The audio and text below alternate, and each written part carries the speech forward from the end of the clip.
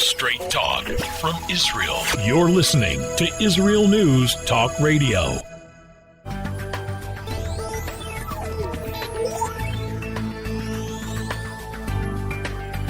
Welcome to the Science of Kabbalah with your hosts, Rabbi Yitzhak Michelson and William Hall, here on Israel News Talk Radio. Welcome, everyone, to another episode of the Science of Kabbalah here on IsraelNewsTalkRadio.com. This is Rabbi Yitzhak.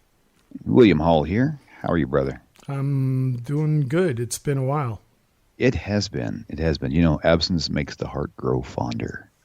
You say that, and I do. Yeah. And yet I still don't like being here on here with you. I'm just kidding. Yeah, I know. My dad told me that one time, just being silly. I said that one time. He goes, really? He goes, how come I don't feel any more special than I did before? Well, I definitely miss being with you, but a lot of it has to do with, and, just busy with things, and I don't even know what to say. You and I were talking off the air, and I just, I'm so disappointed. Thank God I have a relationship with Hashem, because my trust and love for Hashem outweighs my disappointment with human beings. That's exactly right. Very nice. And of course, and I'm not pointing my finger at other people, because each of us has a responsibility to sort of elevate things, but we just see so much going on in the world. I was talking to you off the air about how here we are sort of out of the pandemic mode. Things are starting to open up. You're starting to see restrictions come off. You're starting to see, even here in Israel, they're getting ready to take the mask mandate off indoors starting sometime next week. And my fear is that we go back to the status quo. And we did a show a while back with Rabbi Amichai Cohen, and we were talking about the tragedy at Meron. And he likened it, having 8 children. He likened it to the idea of, when I send my child to his room when he's done something wrong, and then I bring him out and I try to restore him. And I'm sure you've gone through this with your kids, William. Do I look at them and say, what have you learned from this? And I think that's the big question. The big question is, do we go back to the status quo and not learn something from the fact that we got put in our rooms for a year? Right. Or do we learn something from this? And so that's what the show is going to be about, really trying to tie in some of the things that are going on in current events. And of course, this last week's Parsha, Shalach, with the spies, and this Parsha coming up this week on Shabbat, Korach. So you're not going to want to miss it. Stay with us. We're going to be back after a short break here on the Science of Kabbalah. How did a nice Jewish girl from Delaware end up living in Israel? Shalom, I'm Natalie Sapinski. Join me on my show, Returning Home. Meet different people who have moved to Israel. Hear their personal stories, their highs, their lows, and everything in between. Each week, we talk to experts on immigration and the process of moving to Israel. Listen to Returning Home every Thursday, only on Israel News Talk Radio.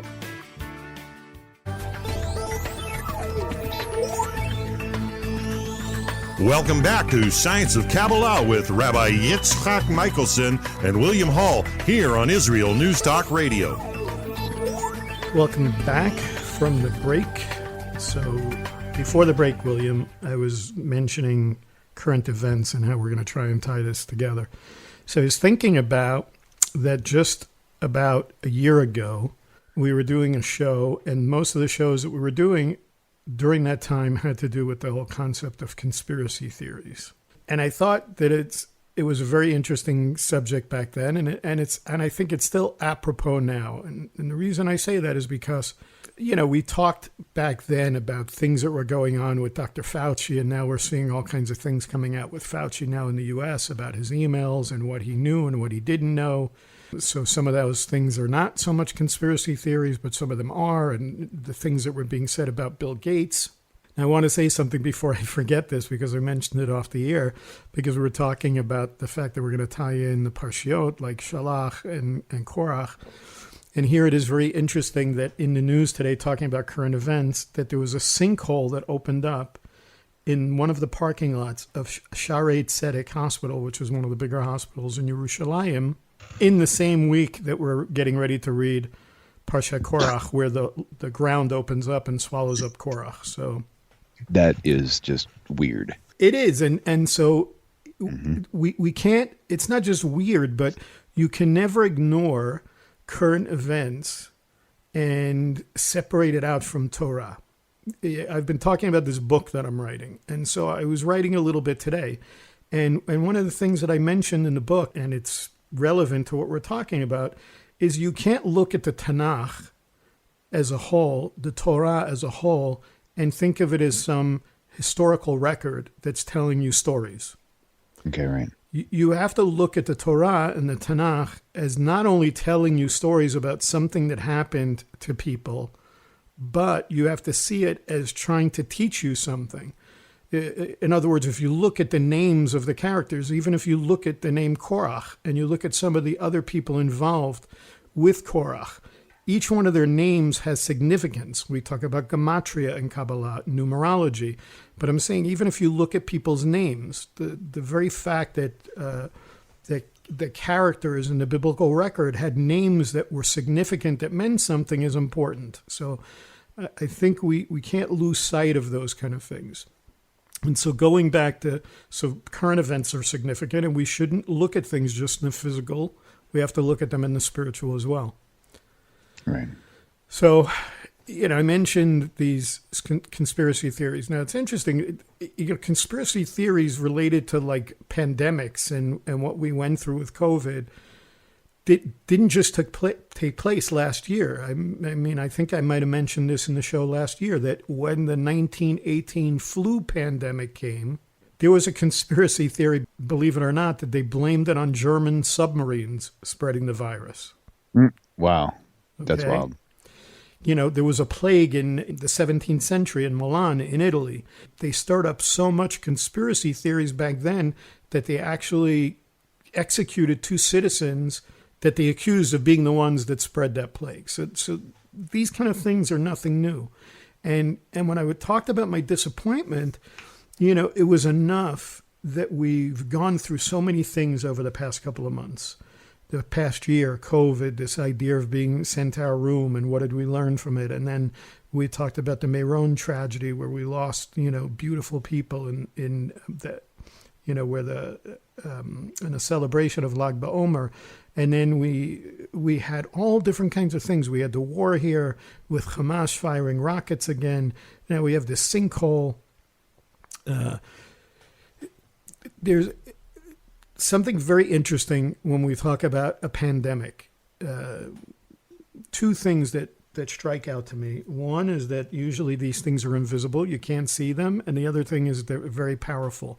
And then there's a word that we use when we talk about a virus, and virus connected to this idea of viral. And there's a double entendre, and my double entendre is intended here. The whole idea of people wanting things to go viral. And we see that happening. We see things going viral in the political world. We see things going viral in as it relates to anti-Semitism.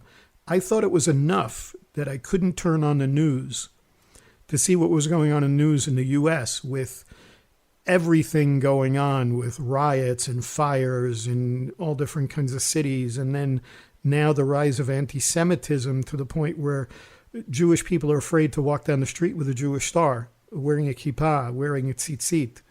And this is not something new. I remember my mother, Alea Shalom, when she was still alive, every year when I would try to visit the U.S., my mother was terribly afraid of me traveling wearing a kippah and tzitzit. And it wasn't like I didn't experience anti-Semitism. There were times, even 3, 4, 5 years ago when I traveled, where I experienced it. So that's nothing new. Right. Then how do we tie this whole thing together? So look, what ends up happening is when you mix all these ingredients that we're talking about together, what you end up getting is you get anxiety and you get paranoia. And what did we see when you're talking about conspiracy theories and you're talking about them related to Torah? So this past week we read from Parsha Shalach, or Shalach Lecha, go for yourself, where Hashem allows for the meraglim, for the spies, or what you would call tourists, to go into the land and check out the land. And there's all different kinds of opinions about why that was allowed to happen.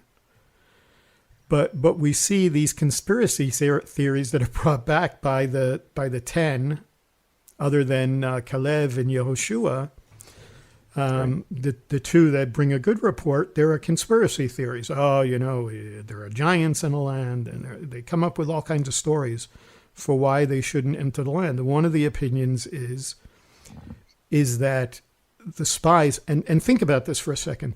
This is taking place after they had come out of Mitzrayim. So one of the things people always bring up all the time is the whole concept of the Erev Rav. The Erev Rav that came out, that some Egyptians came out. But these were leaders. These were leaders of the tribes that were sent. These weren't people that were part of the Erev Rav. These were leaders of Israel that came back and gave these reports. So the opinion is that they felt, that they believed that Bnei Israel was not at a level spiritually to go in and take that land. I'm a person that believes very strongly in the idea of Aliyah, obviously living in the land myself. I think it's very important for Jews to live in the land if you have the ability to. I'm not one of those people that says, sell your house, sell all your things and come. If that's what if you're praying and Hashem tells you to do that, then for sure do that. So I'm in support of that. But I also wonder, in talking about all these things that are going on, it's not unusual to think about whether or not we deserve certain things, whether or not we are seeing things happening in the world as a result of our spiritual level, both in a personal way and both in a corporate way. Right. And then in this week, we see Korach is introduced, a cousin to Moshe, who, allegedly, sort of has same theories against Moshe and Aaron, like believing that they have not, like somehow he is at a spiritual level above them, or he deserves something above them. Like, why are they the ones that are being given a position? Why is Moshe the one that's leading the nation? Why is Aaron the one who's given to be the high priest? This is what happens, I think, when anxiety and when paranoia comes in. And this is what ends up happening. We see this sort of anxiety and paranoia hitting the world today. And it's terrible here, even in Israel. We cannot even turn on our news today because we have not had a government in 2 years. We've had 4 elections, and now there's a new government being formed, and everything is, people are losing their minds. There are people that are religious people, Orthodox Jewish people, that are saying the most vile things about other Jews. I don't care that they're politicians. And this show is not meant to be you or I taking a political position about this. I have my own opinions about it. Am I happy about some of the things that are going on in the government? Absolutely not.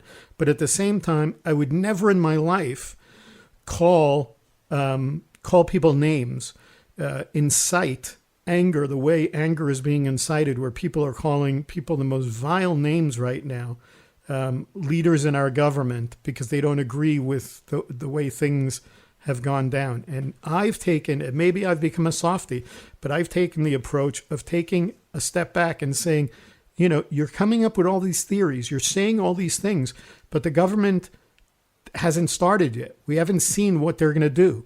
You're saying this person's a traitor, this person's a liar, this person's a manipulator, this person's this person's that, even to the point, William, that Mike Evans, and this should tell you how bad things are, that Mike Evans, who has a ministry here in Israel, which drives me out of my mind, came out today and had some kind of emergency meeting where he apologized for some of the things that he said about one of the politicians, but basically said that if Bibi Netanyahu is not going to be the prime minister and he goes into the opposition, then the evangelical community is going into the opposition with him. This is beyond crazy. Wow. Like, who cares? Who needs you here? Why do we need your opinion? What are you doing? What are you doing by causing separation, causing division, and taking a position when you're not even part of this country, when you're not even Jewish, when you're not even, okay, great, you're an evangelical and you feel like you're a Zionist, great. But the point is, now I'm ranting because you know how I feel about this. Anyway, we're going to have to go to a break. We're going to come back. We're going to talk more about this, and I promise we'll get into the spirituality of this and see how we can go from ranting to changing ourselves from the inside out. So stay with us. We'll be back here on the Science of Kabbalah after this short break. Shalom, everybody. Making a difference often takes just one moment and one person at a time. I'm Orly Benny Davis, your show host on Israel News Talk Radios from Jerusalem with love. You'll be hearing people talking about politics, religion, social issues, and making a better tomorrow. Join me, Orly Benny Davis, for God and Country. From Jerusalem with love. Wednesdays on Israel News Talk Radio.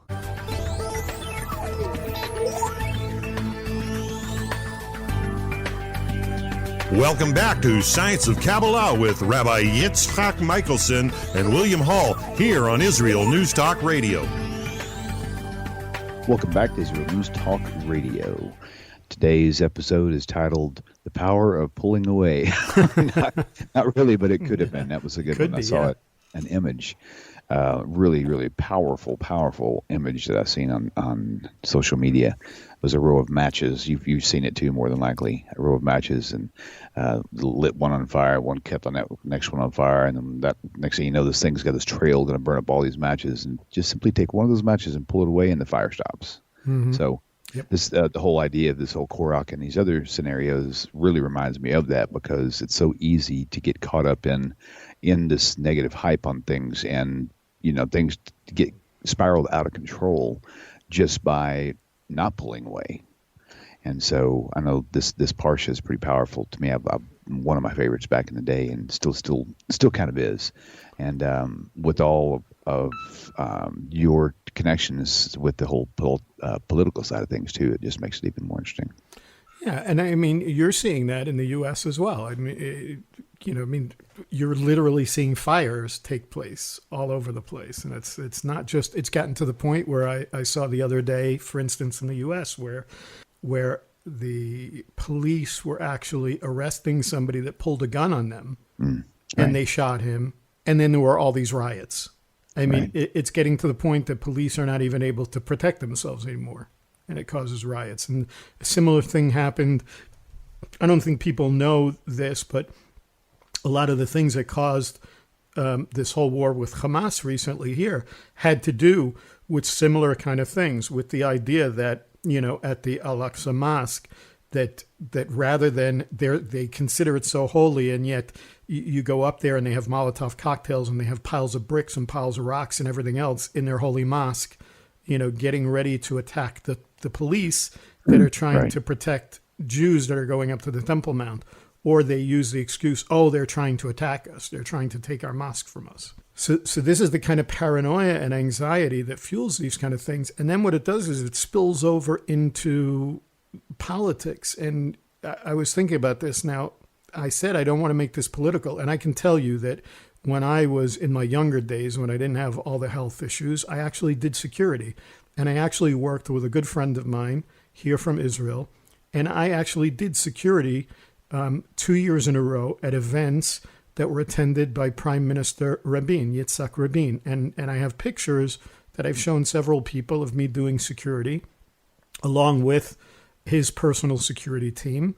And so I've been very close to that prime minister, and I've seen him speak several times. And I definitely did not agree with his politics. And I was definitely against the Oslo Accords that were signed as a result of his politics. But I would never wish anything on him. I would never call him names, and I would never wish bad on him. And so he was assassinated because of this incitement. And some of this incitement came from some of the same people that are inciting things now in the current political climate here in Israel. Some of the same people that marched and were against Rabin back then which many will say caused him to be assassinated, is the same thing that's going on now. And then what you hear is that everybody starts to take a righteous attitude, like it's not only that we're a Zionist country, but, the biblical lens. You can't suddenly become a religious Jew when it fits your agenda. And you certainly can't take the Torah and twist it to fit your agenda. Twisting the Torah to fit your mindset and your agenda is very dangerous. It's dangerous to you physically because of the incitement, but it's also dangerous to you spiritually because I don't think Hashem looks at that in a very favorable way. Mm-hmm. Right. And of course, we see that the political culture, even in the last 50 years, anywhere you look in the world, it really has failed to offer the vast majority of people in the world a sense of their own worth. It certainly doesn't make people feel safe or protected. People start to have this anxiety where they're afraid of losing their livelihoods. This certainly happened during COVID, and people used it for political reasons. And it affects everybody across the entire world. And we saw that with this pandemic, because it pushes us sort of into a terminal phase of a crisis. And so it really goes back to this idea of the psychology of conspiracy theory, which we talked about. And that really speaks about what's going on in politics as well, because you get what's called the far right parties that tend to make frequent reference to others or an outside group. Those are the out people, usually in terms of either not belonging to the nation or not belonging to the people. And then you start raising this fear. You have to be afraid of those people. They're trying to destroy. Right. They're trying to destroy us. They're trying to take away our, they're trying to take away our rights, and it becomes an us versus them situation. And that's what I think is very dangerous. And this is where I want to kind of switch it, because, like I said, I didn't want it to be a political thing. At the end of the day, I think people need to understand that both you and I have one desire in this, one desire to see for this show. And while I think one of the reasons why I rant a lot is because this is my only outlet now. I stay away from social media now. I stay away from commenting because I don't want to be brought into that argument. And I think you and I have the same desire in our hearts, is to elevate ourselves in order to elevate the world, in order to see the world repaired, in order to see redemption, both in a personal way and in a corporate way, to see things change. I know I speak for both of us in that. Yes, sir. So now let's get into a little bit of what the Ari HaKadosh, the Arizal, and we see his writings came through the hand of his main student, Rabbi Chaim Vital. He talks about this idea of Korach, that basically what he says in some of the writings is that Korach basically took it upon himself to question Moshe and Aaron's authority. And although he tried to camouflage his real intentions and fool others that his complaint was for the general good, think about that. Think about what I'm saying, people. Right. This is the Ari saying this. This is what we're seeing happening in the world today. That even though he was trying to fool others, that his complaint was for the general good, it was really selfish. For example, only in order to take kavod, to take honor, to take glory for himself. And so we see instances of this, for instance, in the Talmud in Sanhedrin 109b, where it talks about Vayikach Korach. One of the commentators, Resh Lakish, says, Shelakach mechach ra la'atzmo. He took or he made a bad acquisition for himself. And then the Zohar also speaks about this, on this idea of Vayikach Korach, that it says he took evil counsel for himself. And it says, he who chases after that which is not his, not only will he lose the very thing he pursues, but what he has will be taken from him. Mm-hmm. That basically Korach chased after that which was not his. What did he chase after? He wanted to be the Kohen Gadol. He wanted to be the high priest. Why is Aaron getting that honor? So it says he therefore not only did he not get what he wanted, but he also lost what he had. The Korach went in the way of machloket. He went in the way of division and argument and dispute. He caused division above, meaning in the spiritual realm, and he caused division below in the physical realm. And that's why I said we have to be careful about that. It goes on to say, he who seeks to cause a division in the tikkun of the world, in that divine order, in that repair of the world, he will perish from all the worlds. Machloket is the opposite of shalom. That he who opposes shalom opposes the holy name, for the name of the Holy One is shalom. That's what it says in the Zohar on Korach. So this is not something to joke about. And so, this is where I get concerned about people twisting things, because people can read what I just read from the Zohar in English, and they could say that he chased after something that was not his. So somebody can read that and can say, oh, well, that's definitely talking about that guy, because that guy wants a position. And the other side, on the other side of the coin, the people go, no, that's talking about the other guy. Because that other guy is the one that's been in the position for all this time, and he just wants, what he wants, and he doesn't care about anybody else. And every one of them will say that they have good intentions. What are good intentions? Intentions mean nothing at the end of the day. You and I have good intentions, and then we still find ourselves doing things that we're not supposed to do.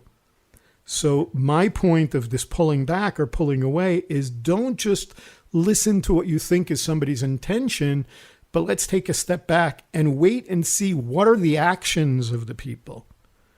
Do the actions of the person, do the mitzvot of the person, do the deeds of the person line up with their supposed intentions?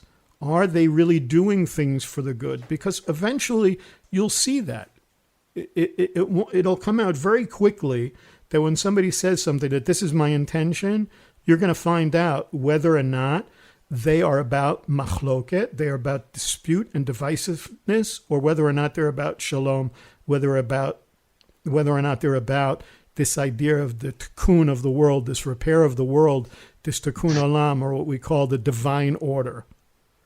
And I'm saying all this because I don't want to see anybody perish from any of the worlds, not this world and not the world to come. And that's why it's so important to note, and saying it again, that machloket is the opposite of shalom, and he who opposes shalom opposes the holy name, for the name of the Holy One is shalom. So we got to go to a break, William. Okay. We come back in the last segment, follow up with a couple of more sources, and tie this whole thing up and see what we can do to change. So stay with us, everybody. We'll be back after a short break here on the Science of Kabbalah. You're listening to Israel News Talk Radio. This is Shai Bentako, and each week I'll be webcasting to you from Judea, origin of the word Jew, a people besieged and beleaguered in every generation. Nazi Germany's but a memory, but in its place the world invented the phantom Palestinians as this generation's internationally authorized Jew killers. Tune in for a different slant on life in Israel, Phantom Nation, every Monday. Hi, I'm Rabbi David Aaron. The soul basics are the most profound, the most essential, and yet often the most neglected in our education. Join me for Soul Talk on Israel's News Talk Radio and discover the secrets to love, spiritual growth, and personal power.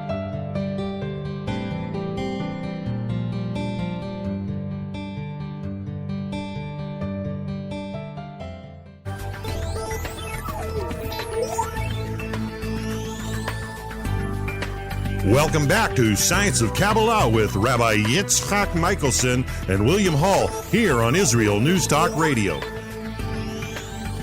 Welcome back, everyone, to the final segment here on the Science of Kabbalah, where we've been talking about this idea of Korach and current events, and we just finished talking about this idea of machloket, and I was bringing some sources, William. So here's another source in Pirkei Avot 5:16.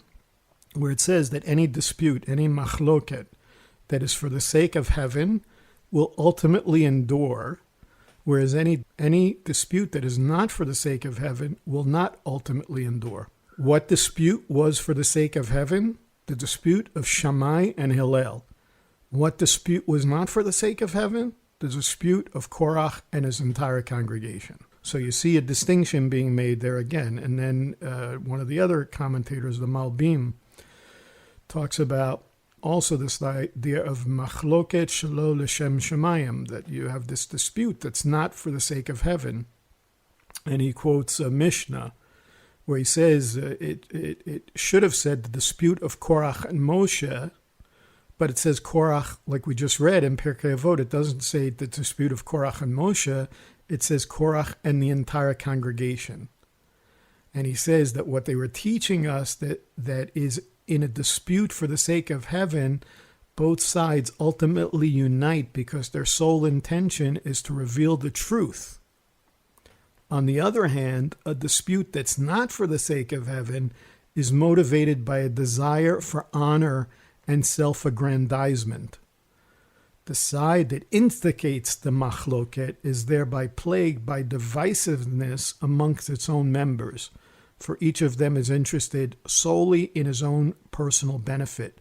So that's why it doesn't say that the dispute was between Korach and Moshe, but it was between Korach and the congregation. That, in other words, because he wanted honor for himself and the self-aggrandizement, that it ended up causing even divisiveness within his own congregation. And we're seeing that in the world today. When you look at political parties today, in the U.S., in Israel, all of this nonsense, all of this anger, all of this incitement back and forth is causing disputes even within the particular parties, which uncovers to us exactly what's being said here. This alone can show people the difference between somebody that's doing it l'shem shemayim, for the sake of heaven, and somebody that's doing it not for the sake of heaven. Yeah. Like Chazal gave us formulas. Isn't it amazing that hundreds, thousands of years ago, we were given formulas to show us how to see truth? And yet, what have we learned?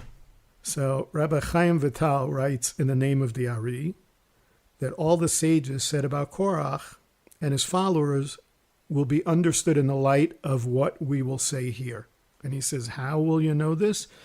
By revealing the archetypal level beneath and behind the outer level of the narrative. In other words, Chazal taught that Moshe Rabbeinu was born with the good aspect of the nefesh, of the soul of Hevel, of this idea of Cain and Hevel, Cain and Abel.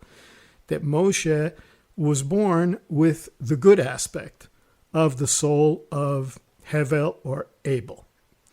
And then Rav Chaim gives a number of cross-references to places which he has already developed this idea. He talks about a reference in Shemot 1:8 where it says a new king arose over Mitzrayim, over Egypt. And he says that the souls of the entire generation of the desert are extensions of Moshe's soul. In the mystery of the verse, the nation in whose midst I am numbers 600,000 men on the foot, on Bamidbar, Numbers 11:21. That basically he was literally the central soul in their midst that contained all of them, and they were all extensions of him. So we're talking about this idea in Kabbalah of there being a root soul. We've talked about that. We've talked about Adam HaRishon, the first man, basically being the root soul of all of us. That each one of us is a piece or a spark of that root soul. And then we see that in related to Cain, it says on the verse, Ki Shivatayim Yukam, Cain, if Cain will be revenged sevenfold, Lamech will be revenged 77-fold. This is quoting on Breshit, on Genesis 4:24, with this idea that they're explaining here through this, the Ari, that the evil in the Ruach of Cain reincarnated in Korach. So we have Moshe Rabbeinu reincarnating or being a Gilgul in a sense of the nefesh, of the good soul of Hevel, of Abel, and Korach being a Gilgul of the evil of the Ruach of Korach. And he goes into this whole concept of the difference between them. He explains as well that the letters Yud Kaf Mem, Yukam, this idea of being revenged, is actually an acrostic that forms the initials of three different names: Yitro, Korach, and Mitzri. Mitzri was actually the Egyptian that Moshe killed. And he says all these men were Gilgolim of Cain. However, we have a problem. He says all of them were alive at the same time. So he says, what's the answer to this? That Cain had a nefesh, a ruach, and a neshama. That is, nefesh reincarnated as Mitzri, wanting to fix and elevate the good aspect of his former brother's nefesh. And it says Moshe did not kill the Mitzri with a sword, but rather by pronouncing a divine name, right? And then Cain's ruach reincarnated in Korach. This is why Korach was jealous of Moshe and disputed his power. And then it says Cain's neshama incarnated in Yitro. This is why he gave his daughter Tzipporah to Moshe as a wife. And we see that in Sha'ar Gilgulim, that he explains further that while the evil aspect of the nefesh of Cain incarnated in the Mitzri, the good aspect incarnated in Canaan and Mehalal. And that similarly, while the evil aspect of the ruach of Cain incarnated in Korach, the good aspect incarnated in Shmuel Hanavi, one of Korach's descendants. And then finally, the good aspect of the neshama of Cain incarnated in Yitro after he converted. And again, this is why he gave Tzipporah to Moshe, for she had been his, talking about Hevel's twin sister, whom Cain took. Remember, if you remember that story, there was this idea that there were these twin sisters, and that was another reason why there was this dispute between Cain and Hevel. That basically he took to be his wife. A story in the Midrash, right? Right, in the Midrash. In addition to his own twin sister, it took all this to repair the damage that Cain did by killing Hevel. And so with all of this, it sort of gives us a Kabbalistic understanding of Korach his renewed argument with Moshe at that time. In other words, we see Hevel and Cain have returned in this dispute of Moshe and Korach. We see the same kind of thing happening again. And so when you think about it in a Kabbalistic way, the relationship between nefeshot, between souls, and nitzotzot, sparks, usually depends on context. The soul is considered a whole relative to the individual sparks that it contains. And sometimes these sparks will transmigrate together, and sometimes they'll have to incarnate separately. In this way, one soul can be split up and incarnate into many different ways. We see all of this happening. Now here's really interesting. I'm going to have to kind of end with this because we're running out of time as usual. So here's the gematria. So when you look at the good souls or the good sparks in Hevel, in Abel, it numbers 37. The gematria of his name is 37. Whereas the evil souls or the sparks in him numbered 308, which is the gematria of Korach. When you add that together, 308 and 37, you get 345, which is the gematria of Moshe. And Moshe was born with the fully rectified aspects of Hevel's soul. He was completely good, as we explained on the verse, and she saw him that he was good, Shemot 2, verse 2. This is why the gematria of Hevel, 37, plus the gematria of Korach, totals Moshe, 345. It alludes to the fact that all the nitzutzot, all the sparks in Moshe were good, whereas the remaining 300 evil sparks in Hevel constituted the basic nefesh makeup of Korach. Now, I say all of that to say this. I know it was a lot, and I said we would get to it, how it's going to change us. Because at the end of the day, the same way that we have this Kabbalistic concept of Moshe reincarnating in the good of Hevel and Korach incarnating in the evil of Cain, spiritually, all of us carry certain things in us. And this is why we have to go in to ourselves. And when we go into ourselves, if we say to ourselves, who am I? What do? We point our chest. We point our heart.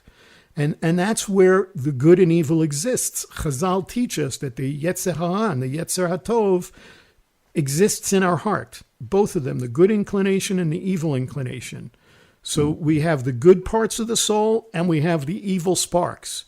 The point is to not only find a balance, but it has to outweigh it. What we want to do is we want to see the good parts of our soul, the nefashot, to take over of the evil sparks that are in us, so that we're not people that are constantly causing division and strife. This is the message that I want to bring today, that we all need to take a step back. We need to pull away, like William said, and take the match away, so that we're not burning things down, so that we're not burning other people down. Wait. Don't base on what you think somebody's intention or perspective is. Wait and judge them based on their actions. As usual, my friend, we're out of time. Until next week. Until next week, everybody. Thanks for staying with us, and we'll see you next week here on the Science of Kabbalah. Israel News Talk Radio's chat room. Just click the orange button at the top of the IsraelNewsTalkRadio.home page, log in as yourself or an anonymous guest, and join in on the fun. You'll meet other listeners from all over the world who listen to Israel News Talk Radio, and you can make new friends. Israel News Talk Radio's chat room. It's the closest you can get to being in the studio with us. We love listening to Israel News Talk Radio. Where can you get the inside news on Israel? At Israel News Talk Radio, we're dedicated to sharing Israel's inside story with the world by providing our listeners with news on Israeli politics, current affairs, and Israeli Jewish culture. The Israel News Talk Radio homepage also provides you, the listener, with useful information at your fingertips, with scrolling news headlines, weather, currency exchange, Shabbat candlelighting times, and so much more. Our radio programming is always accessible and on demand. We operate absolutely free of charge for everyone, everywhere. If you love what we do, partner with us now by becoming an Israel News Talk Radio supporter. With your support, you'll be inscribed on our Israel News Talk Radio Wall of Fame. There's nothing like us in the world. Be part of something great. Israel News Talk Radio. Straight talk from Israel. If you love Israel News Talk Radio, then you'll love our Facebook page. We keep you up to date on what's happening in Israel, plus little surprise treasures that we don't share on the radio. Go now to follow us on Facebook. Just look for the Israel News Talk Radio Facebook page, and don't forget to subscribe and follow us by clicking on the like button. We post great stuff there that you'll want to share. Israel News Talk Radio on Facebook and Israel News Radio on Twitter. News, opinion, and more. You're listening to Israel News Talk Radio.